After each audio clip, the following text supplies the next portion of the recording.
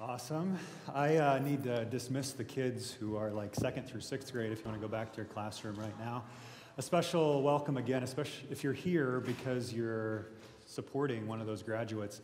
We really love those guys. We're going to miss them. So my name is Amos, and some of you know this about me, but we started, by I say we, my wife and I started a church in Grand Rapids, Michigan, and I wasn't at all interested in just reshuffling the deck of church people. Do you know what I mean by that? I didn't want to start a church and just have people from other churches come into our church. I wanted to start a church where people who were unchurched or outside the church or who had lost their connection with church come together, encounter God, and follow Jesus together. So I was looking for any opportunity I could to have conversations with people who were not connected with church. So I was very intentional with who I went to as a dentist, with who I went to as a hair cutter person, a salon. And I found this salon, and it was very chic. I think that's how you say the word. And the guy who cut my hair, we had a lot of great conversations, good spiritual conversations. And one day, he asked me, would you mind being a hair model for us? And I thought, oh, right, this is going to be great.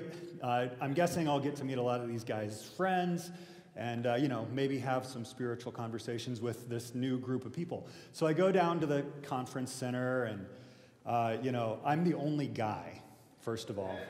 And the other people were actually models. The women, beautiful women with, cheekbones and makeup and the whole deal. And it was kind of strange because I was just trying to not come off as a flirt. But anyway, I think he picked me because I was one of the lower drama guys that came through his salon.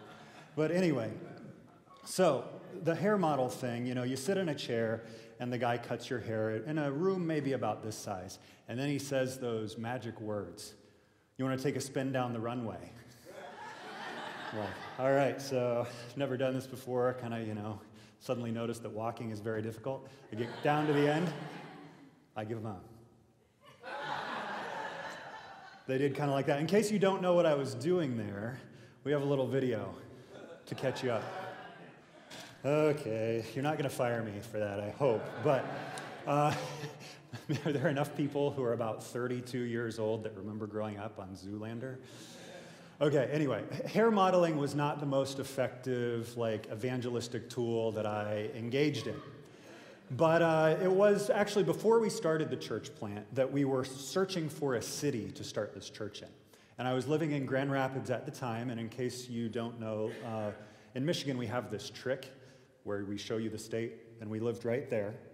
So we were trying to go anywhere but there. And it's because right there, at least it seemed that that's where all the Christians were already. If you buy a Christian book and open up the front cover, there's a decent chance that it says Grand Rapids, Michigan in the front. And I'd lived there about 7 or 8 years, and I probably couldn't count on one hand the number of unchurched people that I knew. But I went to this conference out in Denver, and I met with a guy named Jay Pathak, who actually wrote this book called The Art of Neighboring. And I was in a little room with him, and we were talking about church planting. He says, don't wait to start church planting until you get on a plane and move into your new city. It just gets harder from there. He says, can you name 5 people that you're in deep relationship with that are unchurched, that are far from God, that don't know Jesus? I said, no. He said, well, go home and start to get to know the people next door. Change that. Don't wait until you get on a plane and move. Go home, get to know the people next door. Through doing that, I realized that almost nobody in that city goes to church. About 25% of people fake it, and about 25% of people do, and, the vast majority don't even pretend. But I had some really cool interactions. One guy in particular, I remember meeting out in the parking lot. So I was living in an apartment complex at the time, and it was about 105 degrees out. This is a big guy, it's late in the day. I just say, hey, I'm Amos, I live in that building there. And he says, hey, I'm Kyle, and I live in that building there. And we're dripping with sweat, and I just say, what do you do? And he says, I'm a parole officer, and we talk and chat, and we should get together sometime. He's like, yeah, that'd be great. So a couple of weeks later, we have him over for dinner, along with another couple that we were church planting with, And it caught me a little off guard, but the couple that came along with us said, what's your spiritual journey? Where are you at in your spiritual journey? And they talked and they shared, and it was like not a loaded question. There was not a wrong answer. They just said, we grew up in church and I'm in college. The guy was living with his fiancée at the time, and he told a lot of really cool stories about his parole people and how dumb they can be, and about getting in ambulance high-speed chases and all this kind of stuff. But interesting thing is, a few months later they got married, and we got invited to that wedding, which was about an hour and a half east. And it was fascinating because when he introduced us to his friends, he said, "These are my best friends from Grand Rapids." So in literally 2 conversations, one which was pretty surface level, one which actually, in very quick time, took the relationship to a new level, we became their best friends in that city. And we would invite them to stuff, and sometimes they would come, and sometimes they wouldn't. And he seemed like he was, kind of connected to Jesus and pretty satisfied with it, until one day I get a call from him, and he says, "Can I talk to you?" And I say, "Sure." And he says, "Well, where do you want to meet?" I say, "Starbucks." And so I sit down at Starbucks, and he says, "One of my buddies, a co-parole officer, died in the line of duty. And I've been thinking about what would happen if I died." And he said, "People around here talk about Jesus stuff and God stuff. I have no idea what they're talking about. I don't have a clue." And I said, "Well, let's talk. Let me explain to you how God's love works and what it takes to receive Jesus into your life so you don't have to worry about death." This is another one of those conversations that caught me off guard, because I was from the church growing up, taught that you should make people afraid of dying and feel guilty for all these things, and he's bringing it up. I didn't bring it up. He's bringing it up. What happens when I die? And he received Jesus that day, and I said, "Do you have a Bible?" He's like, "No." "Have one of mine. Do you know how to use it?" Which I didn't ask judgmentally. He's like, "No idea." So it's like, there's a table of contents, and there's books of the Bible, and there's the big numbers are chapters, and the little numbers are verses, and we started meeting with some regularity, and he started growing in his relationship with God. I tell you that story not to show off, because I am not a gifted, super gifted person in this. I was just being obedient. I engaged in a relationship. I took that relationship deeper. In fact, took it to the spiritual kind of level without even telling him what to believe or sharing much about what I believed. I was honest about who I was and what I was passionate about and everything else. But because we had this frame for the conversation, he then came to me and took this huge step forward in his spiritual journey.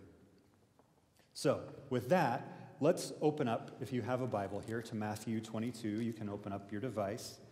And I want to read a little thing that Jesus says about this. So, Matthew 22, verse 34. We'll talk more about the context here in a second. It says here, "Hearing that Jesus had silenced the Sadducees, the Pharisees got together. One of them, an expert in the law, tested him with a question. 'Teacher, which is the greatest commandment in the law?' Jesus replied, 'Love the Lord your God with all your heart and with all your soul and with all your mind. This is the first and greatest commandment. And the second is like it. Love your neighbor as yourself. All the law and prophets hang on these 2 commandments.'" So as you've probably noticed already, we're at the beginning of a series called The Art of Neighboring. And it's going to last 3 weeks. Emily's going to take next week. I'll wrap it up the following week. And I hope that this is an area we grow in. And we read this passage a lot in church because it's simple and concise, and it gets to Jesus says right here, it gets to the core of what our faith is about. Loving God and loving your neighbor as yourself. So let's talk about the context a little of this passage, because it says that the Pharisees are kind of teaming up against him. So what's going on here? They're trying to trick him, they're trying to trap him, they're trying to make him less popular than he already is. So jump up to the top of this chapter of Matthew 22, and Jesus is telling a parable about this wedding banquet that a father throws for his son. Basically, this great party that has food and games and an open bar. For real, if you don't believe me, go read John 2. They always had open bars at Jewish weddings. I don't know if they still do or not. The best weddings do usually. But he says that the kingdom of heaven is like a king who prepared a wedding banquet for his son. He sent his servants to those who had been invited to the banquet to tell them to come, but they refused. And some of them have excuses, and some of them actually reject the invitation so harshly that they kill the servants that had come. And then Jesus says down in verse 8 that the father says to his servants, "The wedding banquet is ready, but those I invited did not deserve to come. So go to the street corners and invite to the banquet anyone that you find." Now, why would this upset the Pharisees and the Sadducees? These are like the religious establishment. It's because he's telling this story, and he's not being even very sneaky about it. The Pharisees and the Sadducees are the people who refuse to come to the wedding banquet. And Jesus is saying, you guys have blew it. Now I'm going to let anybody come. And that's upsetting to people in a religious establishment, because the way most religion works is you're setting up rules and you're setting up tasks and you have these priorities that try to make you seem better than everybody else. And Jesus is saying, I'm going to let anybody in. And the religious establishment is saying, whoa, whoa, whoa, you can't let everybody in, anybody in. Look at us. Look how good we are. We deserve to be invited. We should be coming. And so they get really upset. And they come at Jesus with a few different traps. If you were to keep reading through Matthew 22, they start with politics. You want to go volatile, right? Even today, you go to politics. The next one, they talk about the end of the world. And if you come from the church, if you want to get people divided and upset and huffy and mad, just start talking about the book of Revelation, right? The end of the world. And neither of those things work. His answers are too good. So then they turn to the expert, right? So they get this expert in the law, and they ask this question: "Teacher, which is the greatest commandment?" And they're thinking, again, if we can get him to say something that doesn't jive with other people's priorities, right? Like it might be, for instance, in that day and time, keeping the Sabbath day holy, not working on Saturday, then we can get that group of people upset with him. And there might be another group of people who say burnt offerings and civil service is the most important thing. And that group of people will be upset with him.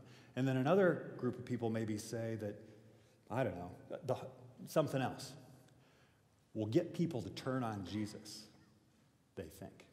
But Jesus takes their question and he turns up the volume way past what they thought. He turns it up to 11, you might say. So he says, the teacher, which is the greatest commandment in the law? And Jesus replies, did you catch this? Love the Lord your God with all your heart, mind, and soul. This is the first and greatest commandment. And the second is like it. Love your neighbor as yourself. All the law and the prophets hang on these two commandments. He doesn't just give the greatest commandment.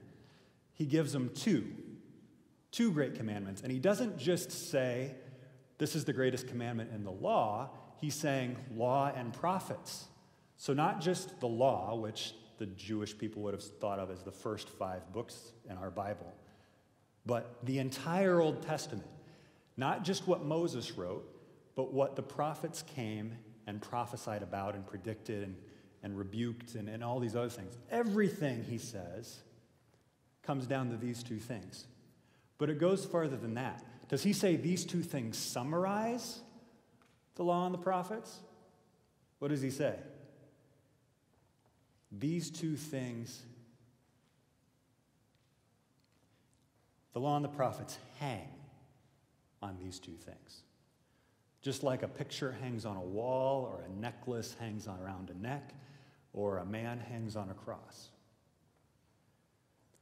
He's saying to these religious people, you've kept the rules, yes. But without love for God and love for people, your behavior is dead. It has no foundation. It has nothing to hang on. Everything that the prophets and the law said came from this foundation, love God and love your neighbor. I'm not just summarizing, I'm saying this is foundational. I'm saying that all your religious practices don't matter if your heart's not in it.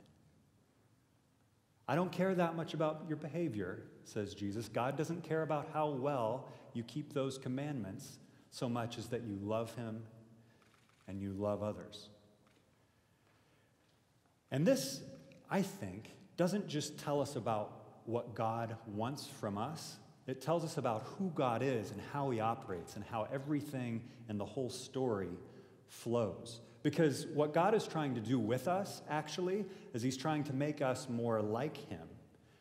If you've read the whole story, you know that in the beginning, God creates us to be in his image so that we reflect what he's like. And so when he points us to love God, to be loving, to love others, it's actually a reflection of who he is. And this spans, like I said, the entire Bible. And I'm just going to pick out one example in the Old Testament, but it's all over the place that shows us how this works. So if you, again, have your Bibles, Isaiah 49, and we'll read verse 6. But I need to give you a little context. Isaiah is writing to people in Judea, in Israel, who have not yet been taken into captivity, but he's saying it's going to happen. And then he switches to say, it's not just that you're going to go into captivity and be obliterated and never come back, but you are going to be brought back.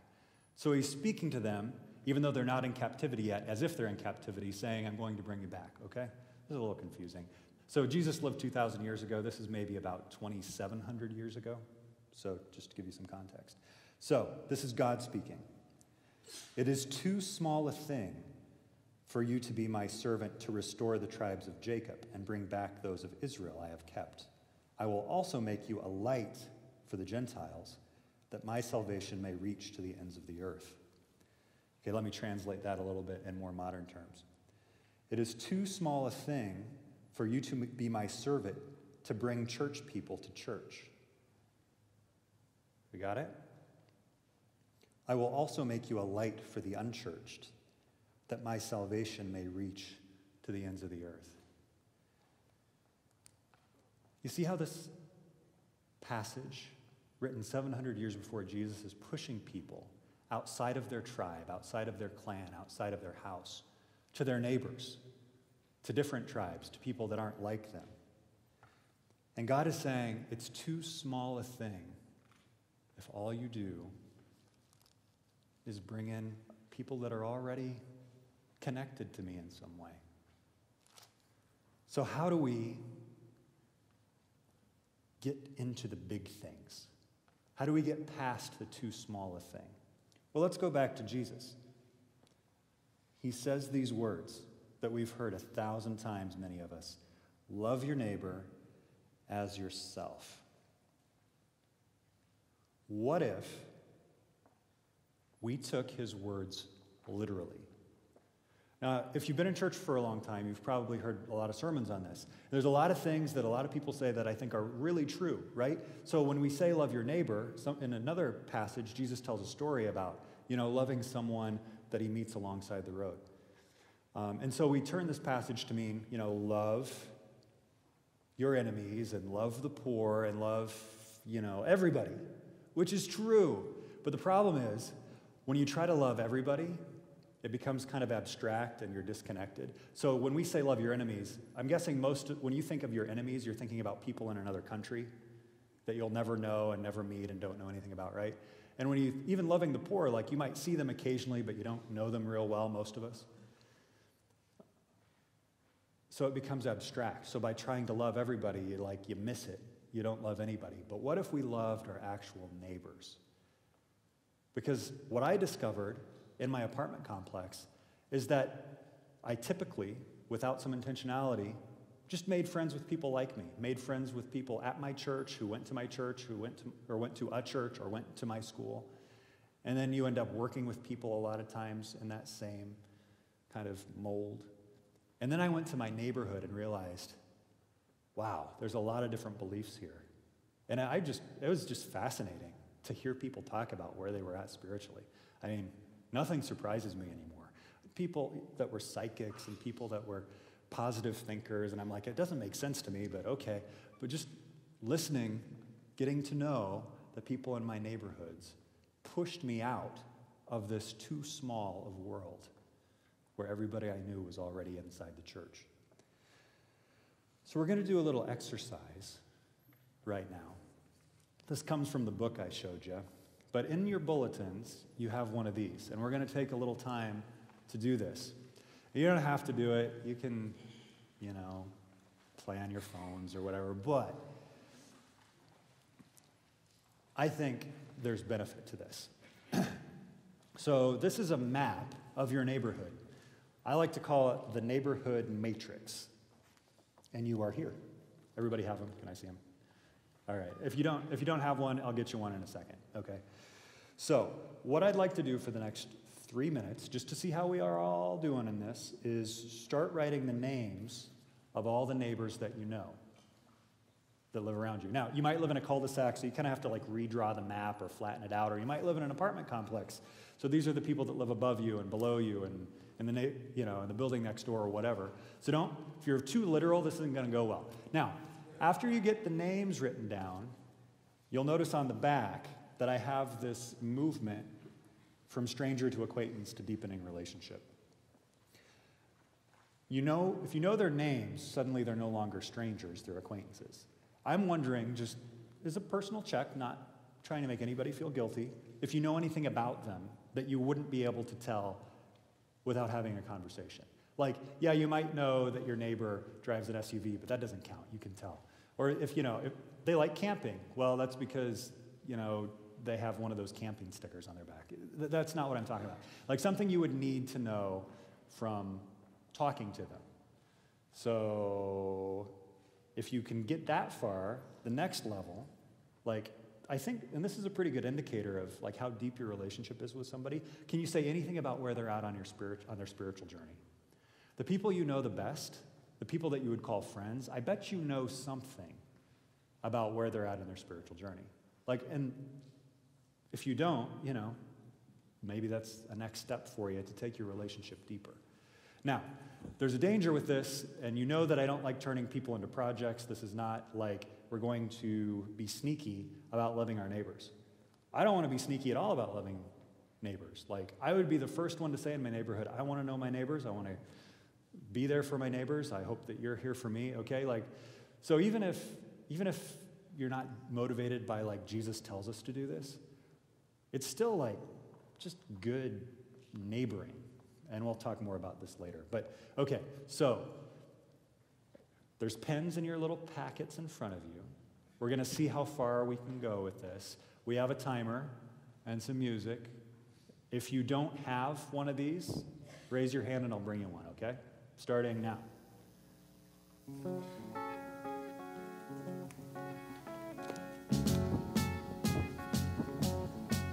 Imagine me and you, I do. I think about you day and night. It's only right to think about the girl you love and hold her tight. So happy together.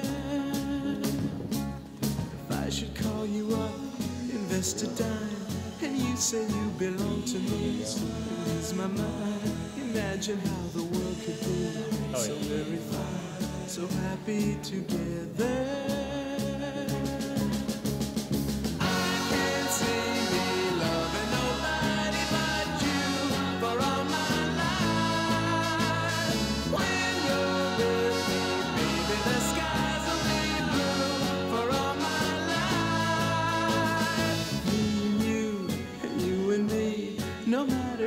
Toss the dice, it had to be. The only one for me is you, and you for me, so happy together. I can't see me loving nobody but you for all my life. When you're with me, baby, the skies will be blue for all my life. Me and you and me, no matter how they toss the dice, it had to be.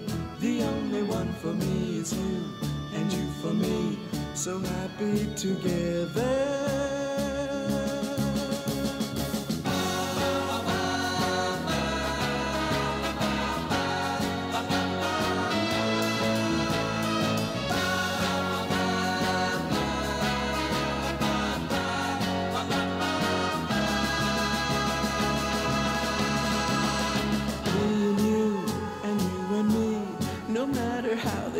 the dice, it had to be. The only one for me is you, and you for me.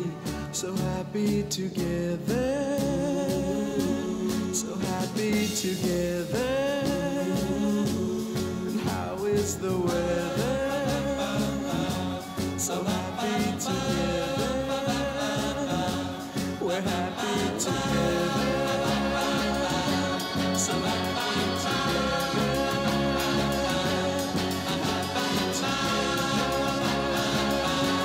So happy together, so happy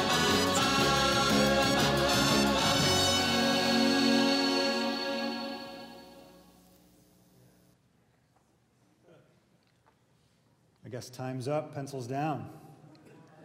I'm just going to read these words from Jesus to his disciples. You are the light of the world. A town built on a hill cannot be hidden. Neither do people light a lamp and put it under a bowl. Instead, they put it on a stand, and it gives light to everyone. In the same way, let your light shine before others. They may see your good deeds and glorify your Father in heaven. So some of you didn't do it, that's fine. Some of you were done pretty quick, right? Didn't get very far. Some of you were still writing. And it's okay. Wherever we're at now, all I'm asking, not telling, just asking, when I come back in 2 weeks, we're going to do this again, and we're going to see if we can add something. Maybe it's a name. Maybe it's a detail about somebody's life. Maybe it's getting to know about where they're at in their spiritual journey. And that's kind of a tough one to bring up, like cold turkey, but here's how it works. I think that it's generally good practice to just be authentic in who you are and what you're passionate about, and what you do. And so if you're here today, I think that most of us at least have some spiritual hunger or maybe even love for God already. So when people say, what'd you do this weekend? You can say, I went to church, or what have you been up to? What's new? God's been teaching me this. And I don't go on and on, because if you go on for more than 10 seconds, their eyes are going to go okay, be aware of who you're talking to and what the reaction is. But, if you want to take a relationship deeper, don't talk long, but ask the questions. How about you? You have any spiritual background? What's your experience of God been like? The funny thing is, people who are in church, when I say, what has your experience of God been like? They start talking to me about going to church. People outside the church, they're like, there was this one time I was by myself and I felt like there was a presence in the room. Or there's this thing that happened and I can't quite explain it. People will have stories. And if they're well, it's none of your business, I'm not judging, just curious, it's fine. I've never had anybody shut me down. And again, it's not because I'm gifted at this. I'm just not judging their answers. I'm just curious. I want to set the stage for the Holy Spirit to do his job, for God to draw people to themselves, and for there to be a context for this conversation, okay? Tracking with me? What might this look like to move from stranger to acquaintance to a deeper relationship? I've just got some things up here. And I've known people who have done all of them intentionally to get to know neighbors better. So I did dinner with an apartment guy. Bonfires are fun, they're great, they're easy, who's going to say no? And if they do, it's fine, but who cares? You can do a bonfire with you and your family and still have a good time. And sitting in the front yard instead of your backyard so you can talk to people as they walk by. I know people who walk their dogs to get to know their neighbors, bringing Christmas cookies over. Garage sales are amazing ways to get to know your neighbors. If you do a neighborhood garage sale, the things that starting neighborhood garage sales do for neighborhoods is incredible. Block parties take some work, but if you can do a block party, that's amazing. Game nights, life group social events. So if you're doing something fun with your life group, there's already a party, there's no reason that you can't add a few more. That would be what Jesus would do, I think. He wouldn't say, no, not invited. What does he say in the wedding banquet? Anyone, go find people, bring them in. This party is not just for the club of religious, I want everybody to be at this party with me, right? What else? Okay, and if you, like, someone new moves in, we've had people do this to us, and it's really fantastic. They come over, in fact, this happened in the neighborhood we just moved into. They brought us like an orchid. It was really sweet. They wrote a little card, welcome to the neighborhood. These are our names so that I could remember. These are our phone numbers in case you need anything. We're so-and-so and blah, blah, blah, and going, whatever. And the card could go on with the Christmas cookie. Whoever you are, whatever's natural for you, like, I'm not trying to force you into this mold. I want you to figure out how to make these connections. And I want you to believe that God has put you in the neighborhood that you live in for a purpose.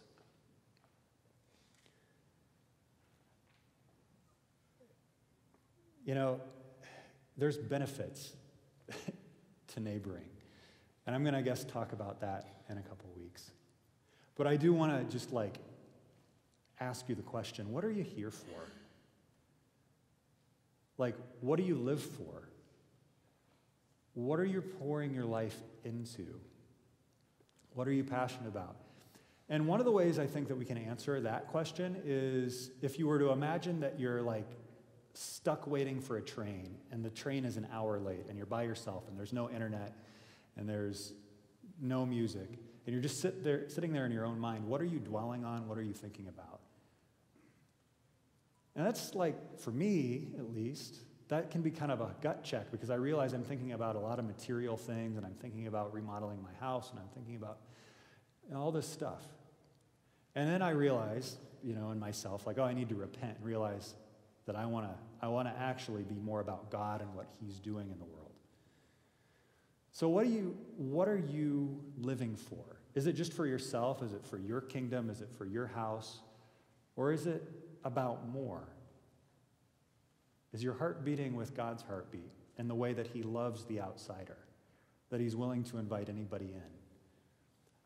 You might be an introvert. I'm not asking you to have 100 people in your house at once. Just have those one-on-one conversations. If you're an extrovert, I'm not asking you to have one-on-one. Actually, I am asking you to have one-on-one conversation. Extroverts, I'm harder on you.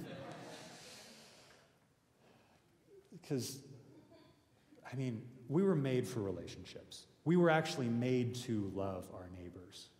There's thriving, there's life that comes from this. But if I stop here, if this is all I said this morning, loving your neighbors probably sounds like this: oh, great, another thing to do, another thing to add to my list, another way to be moral and good. And I just want you to know that Jesus undercuts that. This is not about getting God to love you more, because He invites you based on grace. And this command that He gives us is actually rooted in something that God has already done for us. So again, if you have your Bibles, John 1, I flipped the wrong way. John 1, verse 1. It says, "In the beginning was the Word." And this word is logos in the Greek. And it's this weird philosophical Greek concept of the thing that brings order and meaning and purpose to life, okay? In the beginning was the Word, and the Word was with God, and the Word was God. He was with God in the beginning. So this fourth personal thing is God. Through Him all things were made. Without Him nothing was made that has been made. In Him was life, and that life was the light of all mankind. The light shines in the darkness, and the darkness has not overcome it. Jump down to verse 14. It says, "And then the Word became flesh and made His dwelling among us. We have seen His glory, the glory of the one and only Son who came from the Father, full of grace and full of truth." And in John, this is the last time he uses the word, the word logos. From then on, he uses the name Jesus. He says, "The Word became flesh, and we have seen Him. We have experienced Him. We know what He's like." And the rest of the book is all about Jesus. And when you go to the Message translation, which is just a more contemporary version of the Bible, a more contemporary translation, it says this: "The Word became flesh and blood and moved into the neighborhood. God's asking us to love our neighbors, to be present to our neighbors, but he's the one, when he took on flesh, moved into our neighborhood and loved us first. So when we do this, it's just reflecting who he is. God has moved into the neighborhood. Christians have this big word called immanence.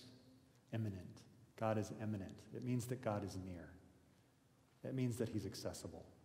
It means that he's like right next door in our midst. First through Jesus in the flesh and now through his Spirit that he sends into people who invite him in. So can I get you to stand a second?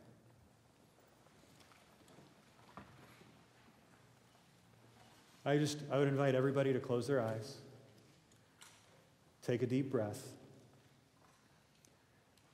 and I'm going to invite God's Spirit to come. God is already here, but sometimes he can come in a way that we can feel and experience. So Holy Spirit, come. And again, I just want you to be sensitive to whether or not you sense him. You can feel him. God has moved into the neighborhood.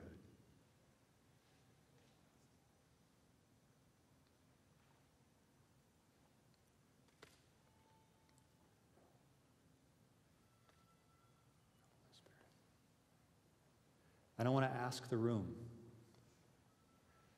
is there anybody here who has never asked God, not just into the neighborhood, but into their life? And you want to. If you want God for the first time today to move into your life, to make up his dwelling in your heart, I just want you to look at me and give like a little hand raise.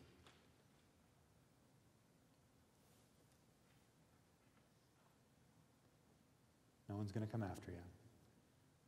Great.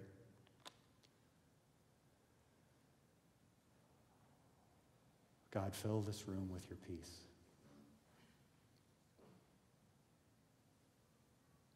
Fill these people up with your love. And if you're inviting God into your life for the first time, I just invite you to say this in your heart. God, come in. I want to start this journey with you.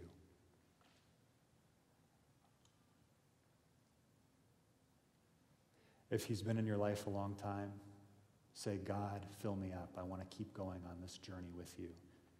Help me to love the way that you've loved me. Free and pure